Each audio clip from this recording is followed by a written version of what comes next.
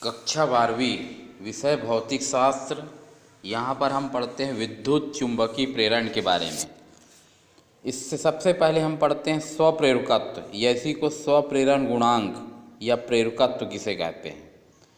यदि किसी कुंडली में आई धारा प्रवाहित करने पर उससे बद्ध चुंबकीय फ्लक्स फाई हो तो चुंबकीय फ्लक्स फाई प्रोपोर्शनल टू होता है आई, मतलब जितना ज़्यादा कुंडली में धारा प्रवाहित होगी उससे बद्ध चुंबकीय फ्लक्स का मान उतना ही अधिक होता है। प्रोपोर्शनल के निशान को हटाते हैं तो यहाँ पर एक नियतांक लगाते हैं। लगने वाला नियतांक कहलाता स्वप्रेरकत्व, जिसको हम दर्शाते हैं एल से। एल इज इक्वल हो जाएगा फाई अपान आई, जहाँ एल नियतांक है जिसे स्वप्रेरकत्व कहते हैं।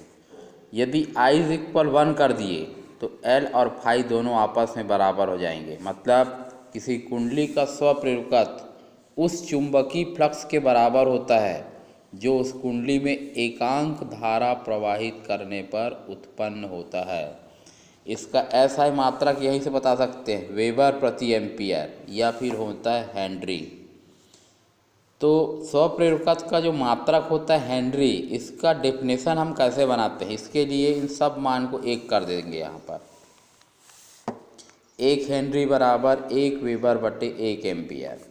यदि किसी कुंडली में 1 एम्पियर की धारा प्रवाहित करने पर उससे बद्ध चुंबकीय फ्लक्स 1 वेबर हो तो उस कुंडली का स्वप्रेरकत्व कहलाता है 1 हेनरी। एक लंबी परिनालिका के स्वप्रेरकत्व के लिए व्यंजक निकालते हैं। मान लेते हैं, ये देखिए एल लंबाई का एक परिनालिका है जिसमें ये तार लिपटा गया है, जिसमें फेरों की संख्या n मान लेते हैं। आई धारा इसमें प्रवाहित करते हैं। जब इस कुंडली में हम धारा प्रवाहित करते हैं तो इस कुंडली से बद्ध चुंबकीय फ्लक्स, चुंबकीय क्षेत्र की तीव्रता B इज इक्वल होता है म्यू 0 एन आई। एन एकांक लंबाई में फेरों की संख्या है, जिसको लिख सकते हैं कैपिटल N अपान एल।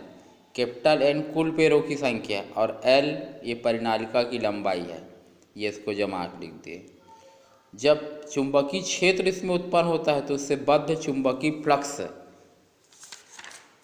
कितना होगा, phi is equal N B A cos theta. B चुंबकीय क्षेत्र होता है जिसका मान रखा गया है यहाँ पर। परंतु चुंबकीय फ्लक्स फाई इज इक्वल होता है एल इंटू आई। दोनों समीकरणों की तुलना करेंगे, एल से एल कट जाएगा, आई से आई कट जाएगा, ये निकल गया स्वप्रेरकत्व के लिए व्यंजक। इस सूत्र की सहायता से हम इसमें प्रभावित करने वाले कारक भी देख सकते हैं। माध्यम की चुंबकनशीलता पर निर्भर करेगा, फेरों की संख्या के वर्ग के होता है अनुत्क्रमानुपाती, अनुप्रस्थ काट के क्षेत्रफल के होता है अनुत्क्रमानुपाती, और परिनालिका की लंबाई के व्युत्क्रमानुपाती होगा। यहाँ पर ये 1 2 3 4 ये 4 कारक जो होते हैं ये स्वप्रेरकत्व को प्रभावित करते हैं। इसी प्रकार हम पढ़ते हैं समतल वृत्ताकार कुंडली के लिए स्वप्रेरकत्व। ये एक समतल वृत्तीय कुंडली है, इसके स्वप्रेरकत्व के लिए व्यंजक निकालते हैं।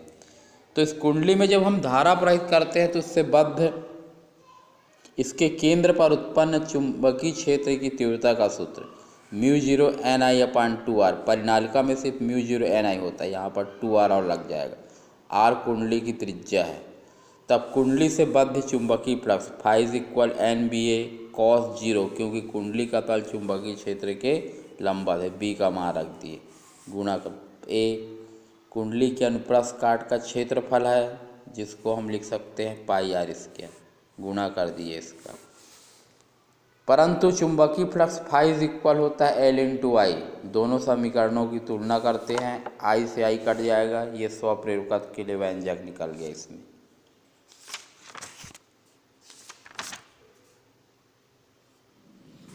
अन्योन प्रेरण, अन्योन प्रेरण या अन्योन प्रेरण गुणांक क्या होता है। सबसे पहले हम पढ़ते हैं अन्योन प्रेरण।